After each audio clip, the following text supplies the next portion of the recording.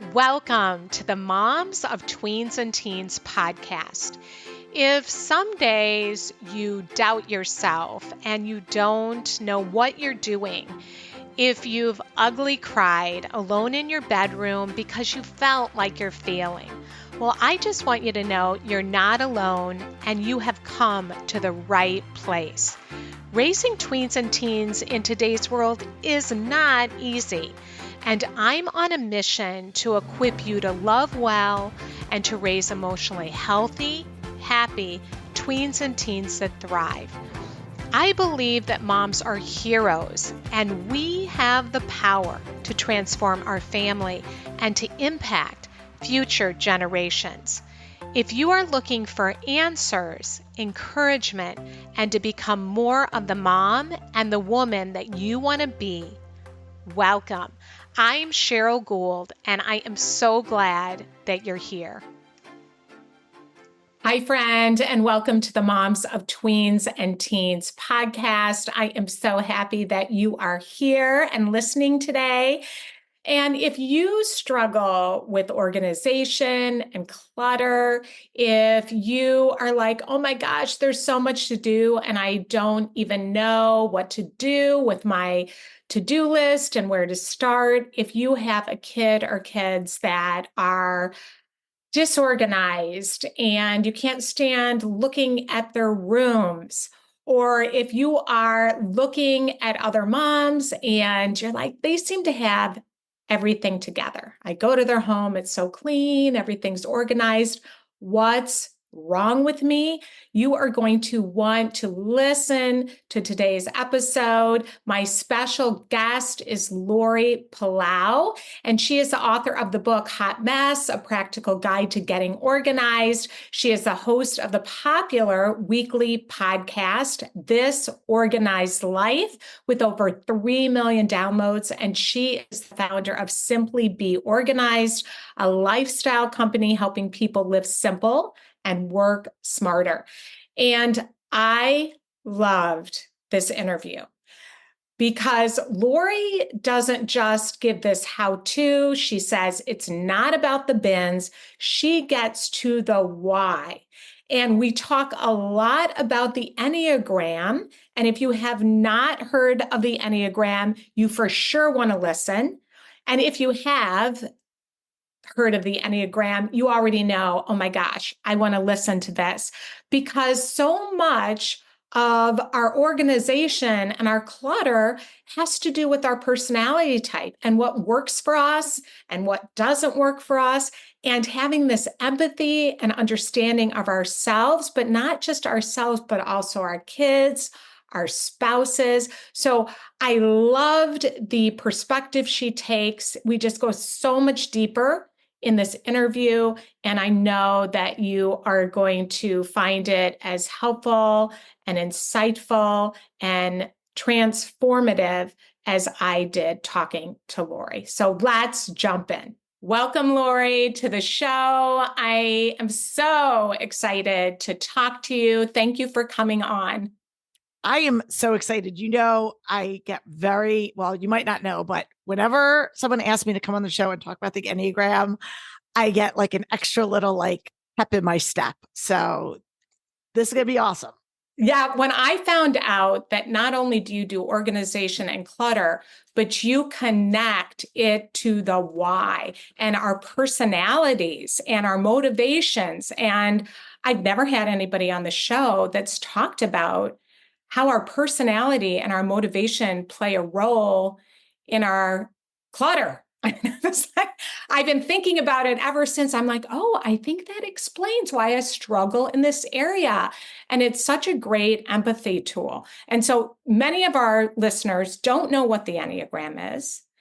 And can you start there? Like, how did you get into doing this with organization, clutter? And then how did you connect the Enneagram and come upon the Enneagram? So yeah, I'll answer all the questions.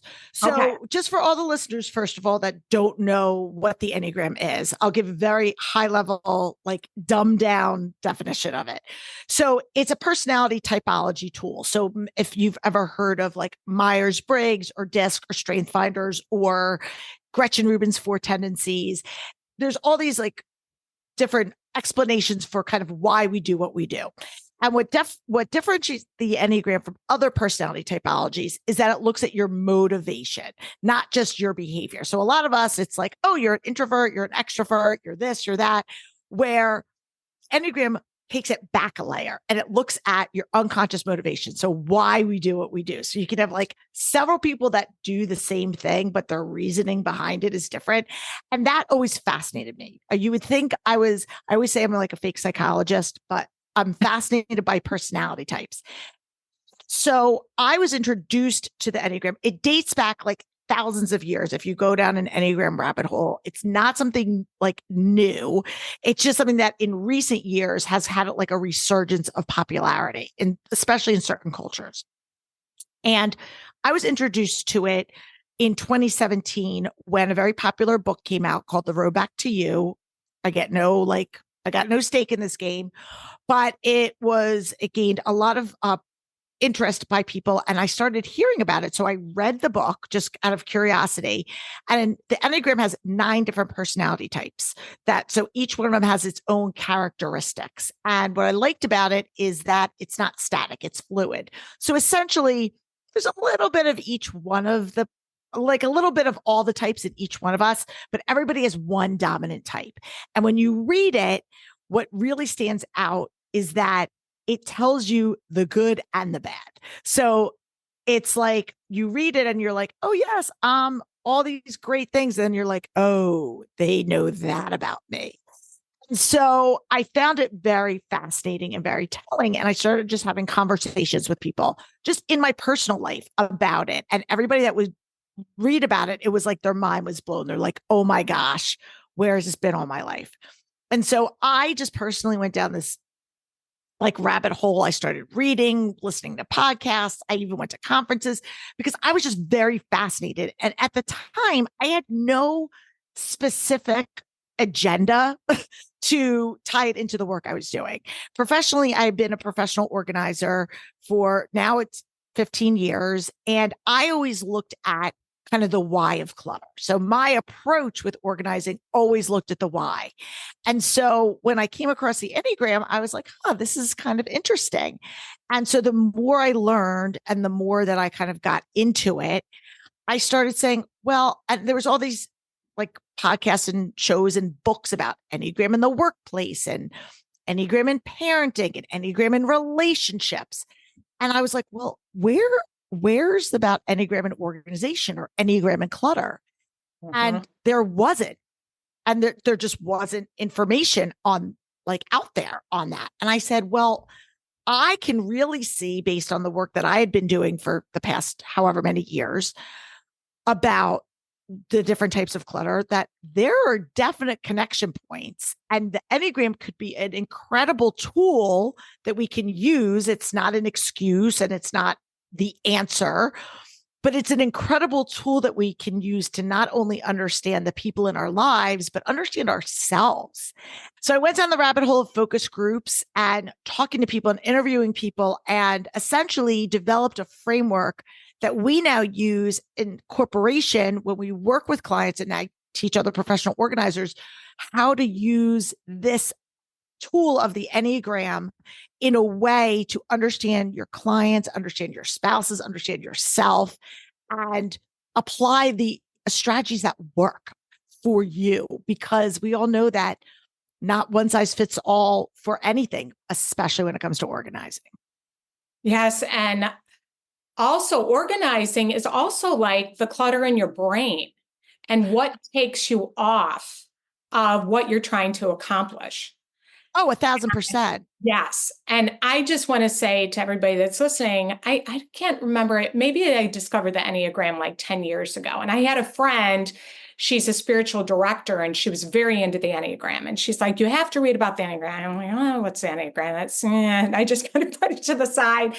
And then when I learned about it, it was such a great empathy tool to understanding not only myself, but understanding my husband, who's an 8, which you're an 8. And I always admired him because he was very direct, very straightforward. He just could cut through all the, clutter of an issue and get right down to the meat of it. But he also is a challenger. And I would say something to him that maybe I didn't like, and he would push back on that and he would challenge that. And he was so direct. After we got married, he was very direct, and I would be like wincing. I would be like, oh, because I'm a 2. And I was like, oh, they might be upset with you that you said that. He never felt like he had to really apologize, although he will apologize. But I would over apologize. And I was like, that explains a lot. Mm-hmm. And I could see the beauty in his personality in a whole other way. And then I could see what his motivations were and what his weaknesses were, and how he needs to lean more towards the being vulnerable piece. Mm-hmm. And I also love it because it helps you understand yourself and where the growth lies. So 1,000%. Yeah, I can now see that a big part of it too is we want to help others, and yet we need boundaries. So even with the clutter and connecting these, I'm like, no wonder. Like, I think I like things neat, but I have bags of papers like in my closet. Like, I'll throw it all in a brown paper bag, and then I might not look at it, and it's like, oh my gosh, that bill is overdue. That's how I want it all clean, but it's more out of a relationship. Like, 2s are very relational. So I thought, oh, that makes so much sense, that I want everybody to feel good in my home. So I don't want the clutter, but then I let my relationships and taking care of people get in the way of me actually doing those self-care things, which is taking the time to organize myself. So it was fascinating when I think about it. I've got my grandkids living here right now, and my daughter, and we're in a rental, and it's super small. And I feel scattered. And then I started thinking, and I want you to speak to this, maybe that is because I'm so focused on everybody else's needs around me that I've lost myself in this. And I find even working is hard. But it's not just about the space, it's about everybody else's needs around me that takes me off track and away from myself. So what would you say to that? Yeah, I would say absolutely. There's so much I want to say based on everything that you said. But yes, I think when it comes to clutter in general, take the Enneagram out of it, the stuff is rarely the problem. Yeah. It's really right. The stuff is the result. It's not the root cause of it. And so much of what we judge ourselves on is what we see on the outside. But it's really, like you said, the emotional or the mental clutter, or the overscheduling of what I call calendar clutter, all of these other things that lead up to why we feel unsettled. And it's really about how it makes us feel. Like, I have people that I will walk into their home and there are piles of paper and they're calm. It's not a pain point for them. They might be what I call clutter blind, where they don't even see it. And you have other people that it stresses them out. The biggest connection point is where I feel that my biggest aha moment, I will say, is using the thoughts, feelings, and action, which are the 3 centers of our intelligence, right? We all use 3 different decision-making tools. What do we think? How do we feel? And what do we do? And you hit the nail right on your head when you were talking about you and your husband, how 8s are doers. We're action-oriented people.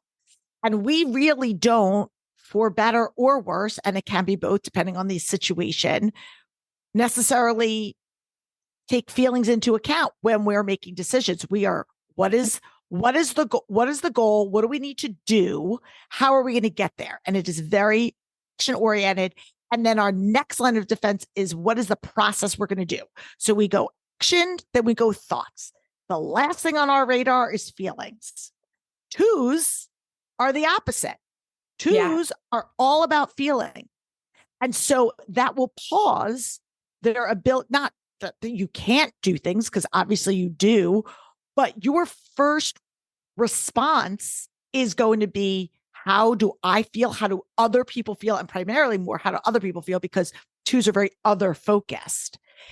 And action is least on your totem pole. So when you are thinking about and you use your example of the paper in the closet, that makes perfect sense. It aligns beautifully, because the procrastination piece of it for twos are, I'll get to it later because somebody else needs me. Something else is taking priority. So your motivation, for lack of a better word, of procrastination isn't because you're trying to like be lazy. It's there are other things that are taking precedent. So this goes down the line.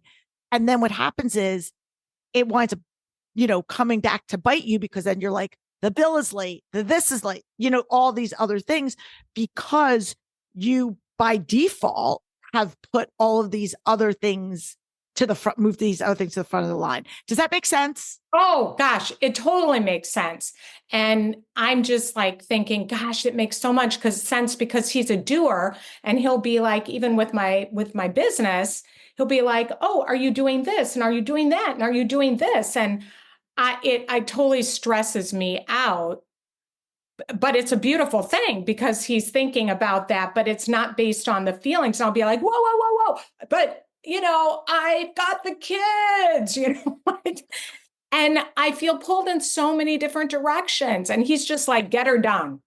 And you need, and I hate the word balance because we all know that, but for lack of a better word, but you need to blend the two, because I have learned that my blinders, right? So my intuitive blinders are, again, to not, I'm all about, eights are all about justice, what's right. A lot of times we're leaders. Like you said, we're very direct. It serves us well. I will tell you, as a parent, that can be a lot for your kids. Oh, I don't know how your kids, right? So I have two girls, and I look back at, I was the strong mom. I was the doer. I was get this done. But that warm, cozy, nurturing side that you probably excel at is not my default. Not that I don't have it somewhere and I can't be there for my kids, but I was always action oriented. You have a problem, let's fix it. It wasn't like, let's sit in this. It was, well, let's go. And sometimes in relationships, you need that. And I look back and I say this very vulnerably, because I've learned now to be more aware of that since learning the Enneagram. I wish I had this tool as a mom of young kids or teens and tweens.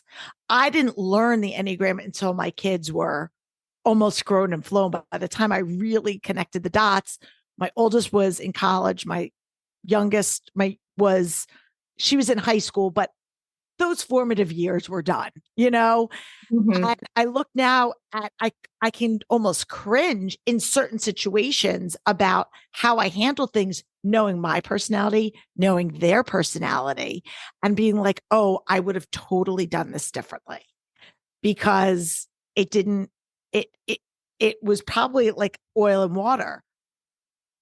So my advice, right? If you guys take anything away from this conversation, first of all, it's never too late to learn new tools, but this is great for yourself. It's not so that you can fix, it's not so that you can judge, it's not so that you can have an excuse, but it is really just to make yourself aware of how you come across to people.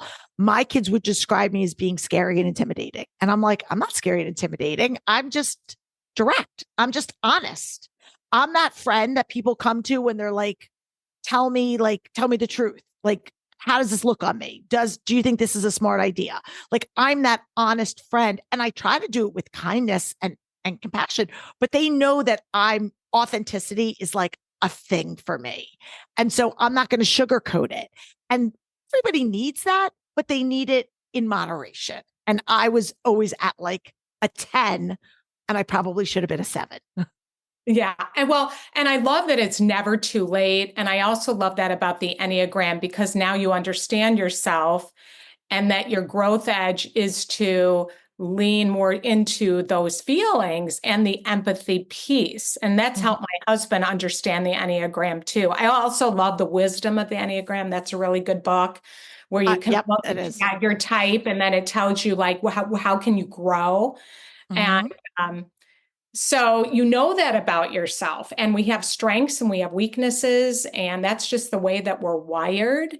But it was Mm-hmm. funny when you said scary and intimidating, because that's how my kids would describe my husband. But he's so soft internally. You're probably Mm-hmm.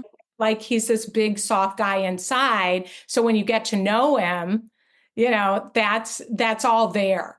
Um, so they'll say he's really not as intimidating as he seems at first. I still have to laugh at that. But this is also super helpful when it comes to our kids and our tweens, Yes. teens, like you mentioned, and understanding how they're wired, because they can be wired totally differently than we are. And so it makes it really difficult to understand them and how they organize themselves. And at this age, as you know, tweens and teens, their brains aren't fully developed. They struggle with the prefrontal cortex, which is the executive functioning. So there's a lot going on. And moms will come to me and they will both say, I don't understand why I'm like a hot mess. Like, to your point of your book, we'll talk Mm-hmm. about that. I'm a hot mess, and I look at other moms and they're doing it so much better. They just seem so organized. And then they'll talk about their kids and how their kids are so disorganized, and they feel frustrated by how they seem to not be able to pull it together. So I get both of those issues come up a lot. Mm-hmm. So how can we navigate through understanding like how we're organized, how our kids are working? What would you say to that whole thing? I think that's so super common. Again, I always say comparison's the thief of joy. I didn't say it. Teddy Roosevelt said it, but there's so much truth in that. And as moms, it is almost instinctual to look at our worst flaws and where somebody else is thriving, right? So we see the worst parts of ourselves and we look to other people and go, well, her house is cleaner, or she's, the meal prep queen, or her kids are this, and I feel inferior, right? We take our own weaknesses and like look at somebody else and epitomize them, where the reality of it is they're probably struggling somewhere else. Like I might say, oh, I feel inferior in my career. And I look at somebody else and they have to do, or not have to, but they do take out every night because they can't cook or whatever it is. So everyone's got their strengths.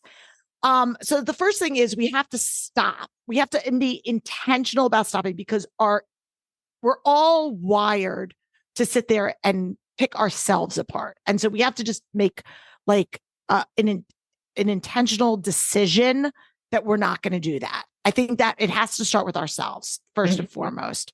Mm-hmm. Second of all, I think it's really hard for people. Organization in general is a learned skill. There are some people, just like some people are naturally athletic or naturally musically inclined, but more often than not, you are taught how to play soccer or basketball. You are taught how to play the piano. Yes, there are people that can come in and just play by ear, but that is not the only way that you can learn. If you take lessons, if you practice, if you have healthy model behavior, you learn to do these things. You learn to cook because somebody cooked, or you have an interest in it. Organization is no different. And there's somewhere down the road, the messaging got broken, in my opinion, where people thought, I should just know how to do this. And if you grew up in a home where things were disorganized and cluttered and you didn't have systems and your parents held on to things, it is understandable that you will continue that behavior.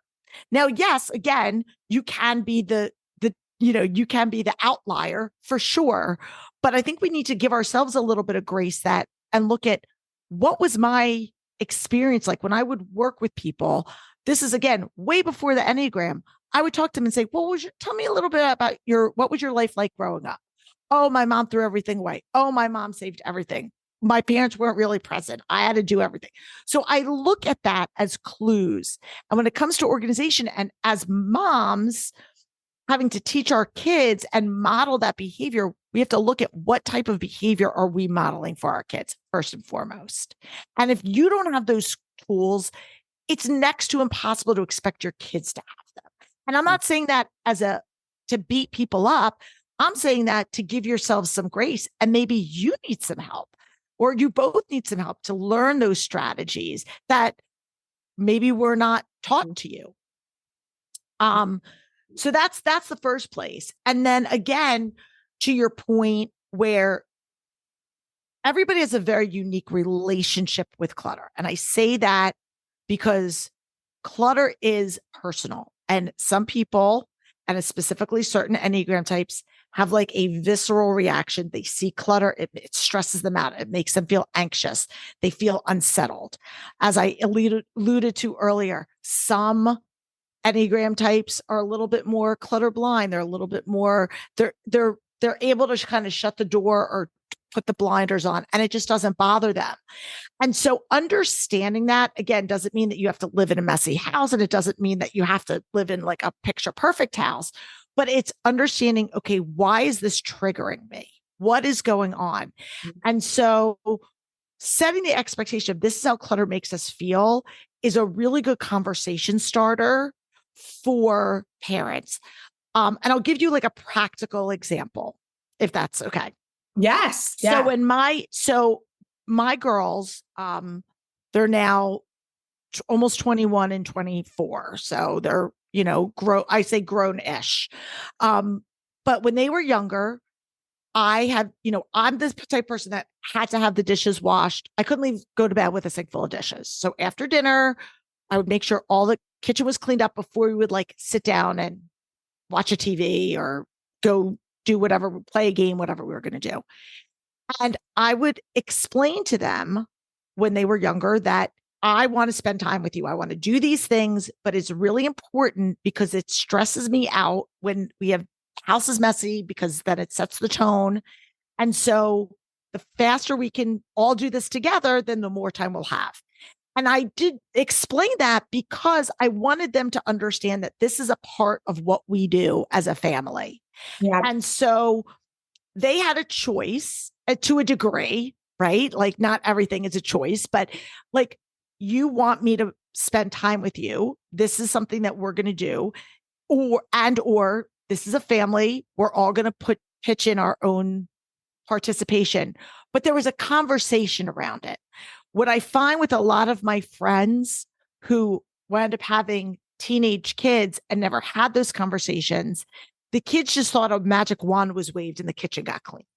Yeah. Or they didn't understand how to prioritize things because it was just never talked about. And again, if you're a parent, you're going, oh, snap, I'm already there. I didn't do it. It's never too late. Like today's a good day to start. But if you have the opportunity to just set some precedent and say, this is why we do these things. It's not about because I want to have a Pinterest perfect kitchen. It's about, I don't want to feel stressed in the morning when I come downstairs and I see all the leftovers from last night. I don't want to feel stressed when I come in after a long day of work and see the breakfast dishes sitting there from the morning when I'm tired. So it's painting a picture that I think that's the piece that gets disconnected for a lot of people. Mm-hmm. And they just go, I just can't stand it. And you're yelling at the dishes and you're yelling at the paper. And it's really about what it represents and how it makes you feel. Oh my gosh, so good. I'm taking notes. What I love about what you're saying is it's also including them that this stresses me out rather than letting it be this battle of, clean up.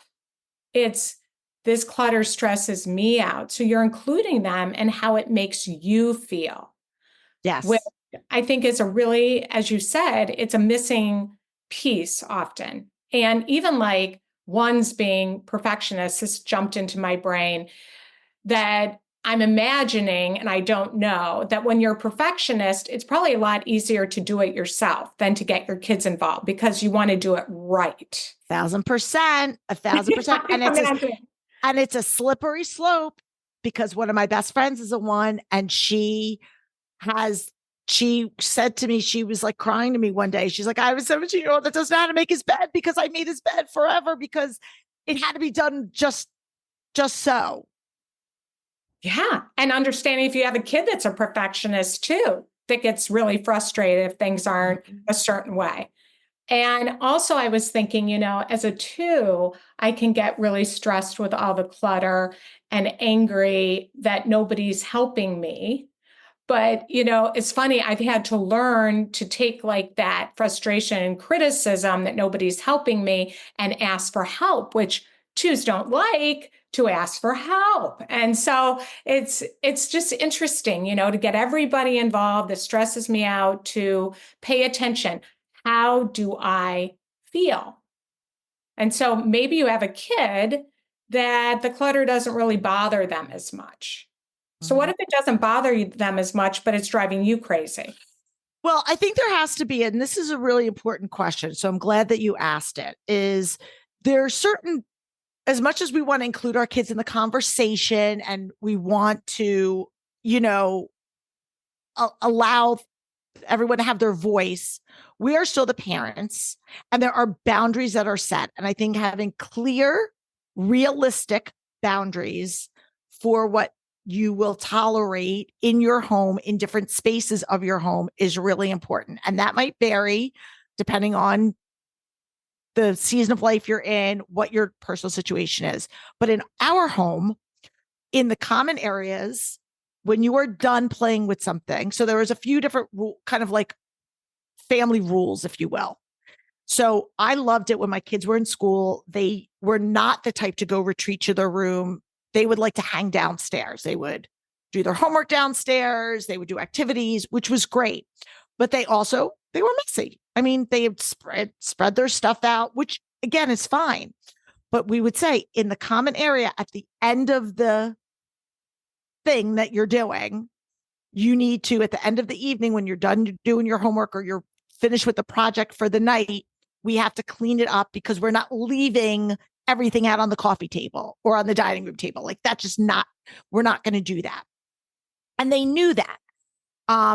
When they had friends over for a play date, I, from a very early age, incorporated cleanup as part of the play date. So if they had a friend that was getting picked up at 4, at 3:45, I would say, okay, it's time to start cleaning up because we weren't going to leave the playroom messy. And I wanted them to know and their friends to know, hey, like this is part of the process, right? Like this is what we do. We take things out, we put them away. And so we just normalized it in our house that this is what you do. But on the flip side, I would say to my kids, within reason, I would say, it's not Grey Gardens. We're not leaving food for rodents and feral animals to come in. But if you want to be a teenager and you want to have your clothes on the floor, I'm going to shut the door. And if that means, and I don't mean to sound elitist, but I'm like, we're fortunate enough that we have a cleaning person. But I would say, listen, Dorothy's not here to pick up your dirty clothes. So if your stuff's on the floor, she's not coming in your room. And that's it. And that's your choice. So you can have, if you want to have stuff all over the place in your room within reason. Again, we're not going to have it be dirty. I mean, unsafe. But if you want to have messy clothes and just not put your clothes away and get dressed out of a laundry basket, that's on you. I'm not going to stress that because as parents, we have to pick our battles. So I would not pick that battle. It just wasn't. But I said, you are going to make sure that you put your backpack away. You are going to put your stuff in the common area away because that's like Team Palau area, in your locker, in your locker room, AKA your bedroom. You want to smell like that's on you. I don't have to go in there. So that's how we handled it in our house. And when I talk to parents who are frustrated, I say, don't try to control every variable. Pick and choose what makes sense for you and what you think is going to allow them to express themselves and have their own, say so. Yes, I think that, yeah, that's so good, because in the common areas, you're taking care of yourself and having them clean up after themselves. But in their rooms, is that a battle I really want to pick? I do want to add one other really important piece that is very common for parents. And this is when a lot of times I'll work with kids one-on-one, and I love talking about this, is parents often have a tendency to talk in very broad, general terms. Clean your room in and of itself is way too abstract. And I learned this again through just my own trial and error from working with parents and being very specific in what clean looks like, what a clean room looks like. We want to use words like, you need to pick up your clothes from the floor and put them in your hamper. Or I want your dresser to not have 10,000 tchotchkes, or we need to pick up the Legos off the floor. Well, you have teens and tweens, so they're probably, well, they might be playing with Legos, but you know what I mean? Like, we want to, I don't want your makeup all over the bathroom. We need to corral it. So being very, very specific of what that means, because so many kids will say, okay, I'm going to shove all my stuff under the bed or in the closet. And they go, it's clean because you can see the floor, but that's not organized. And what are we trying to accomplish? And it's always the so that. I don't want your stuff to go bad. I don't want your makeup to get ruined if you just leave it out on the counter. This is a shared space. We want to make sure that everybody can find what they're looking for. So you want to have this so that this is why the end result, like, it's not about the bin. It's not about the basket. It's not about the sake of having a clear counter for sake of having a clear counter. It's about what that provides us. And that's something that, again, going back to your undeveloped prefrontal cortex, these kids don't understand that. They don't know that. And they just know, my parents are freaking out, or my mom is freaking out that my room's a mess. And so what? Because they don't understand the why behind it. And they oftentimes don't have the tools and the tactical skills of, how do I even go about organizing this? And that's where, a professional organizer could come in if you don't have that. Like, how are we going to sort things? How are we going to decide what to keep and what to get rid of? All of those decision-making things. Being specific. Like, woo! Because it is like, clean up your room. And it can be so overwhelming for them if the room is a total mess, versus pick up your clothes and put them in the hamper, or put away your makeup. Like, very specific and clear. And then I love and so that, and thinking about taking good care of your things so that it doesn't dry out. Mm-hmm. Your makeup, so that, whatever. And I love that, so that you can find your stuff more easily in the morning, and we're all downstairs and you're trying to get your sports equipment together. 1,000%. So that I'm not like screaming like a lunatic because we're saying get in the car and you don't have your basketball uniform because you can't find it in the pile of stuff. Yeah, very helpful. Yeah. So you have a whole Enneagram. Tell them what you have. You have a course. Yeah. You have, tell them. Yeah.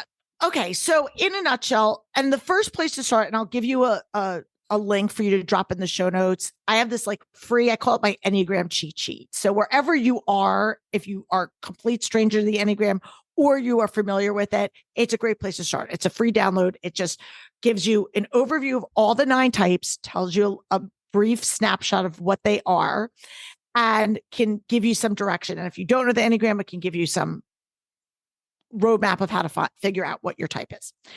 But then from there, if somebody is interested, it was a course. Now we're calling it more of a masterclass, but either way, it's a digital product that comes with a companion workbook that walks through each of the 9 types, gives a deep dive into what your motivation is, where they struggle, where they thrive, right? I call it their strengths and struggles in general, and then specifically when it relates to clutter and organization.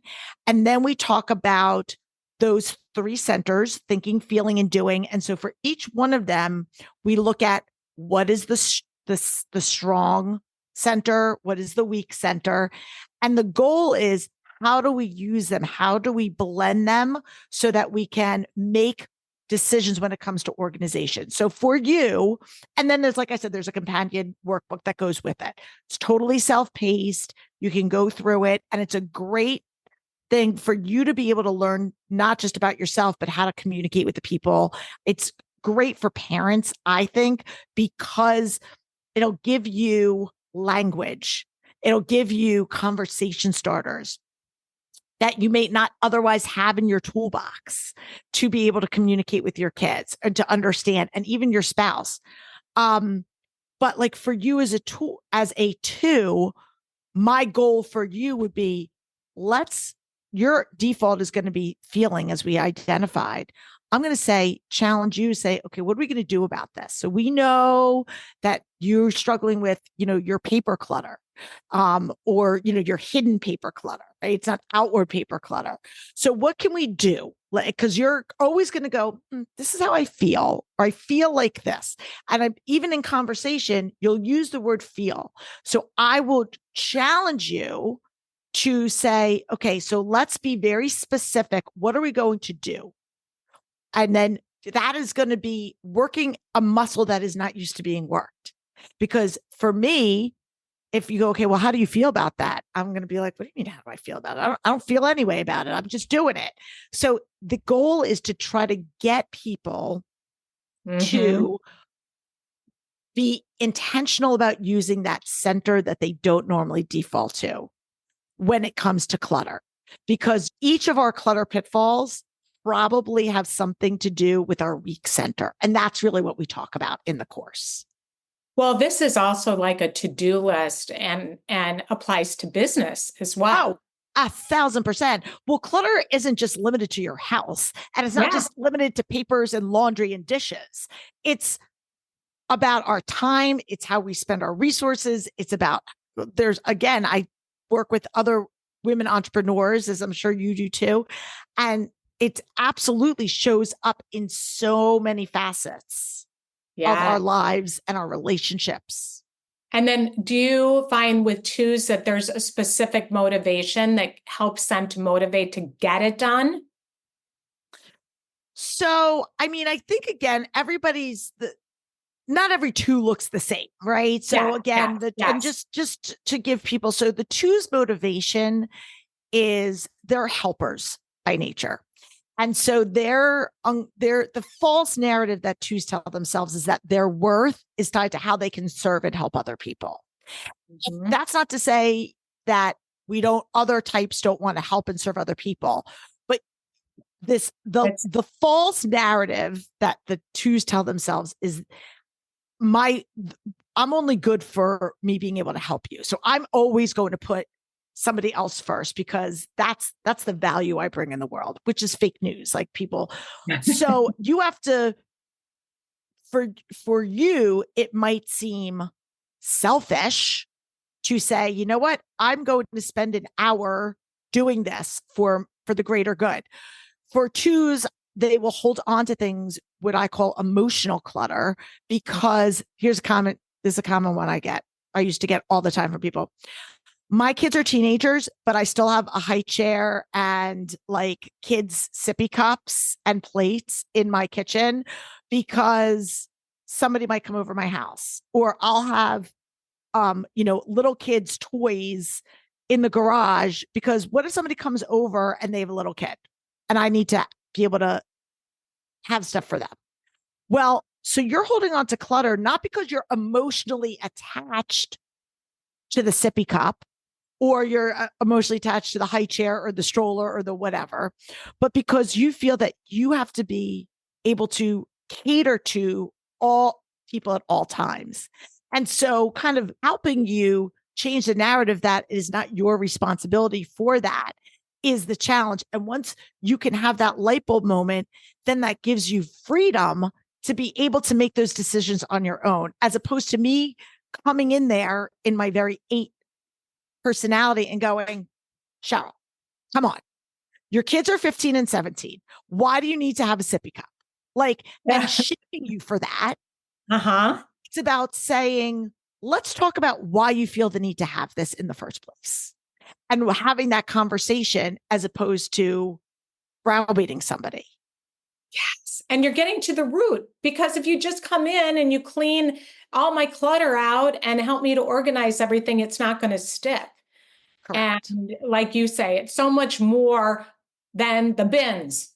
And so finding out what our motivation is so that we can grow and be self-aware. Oh, that makes sense about why I'm struggling with this.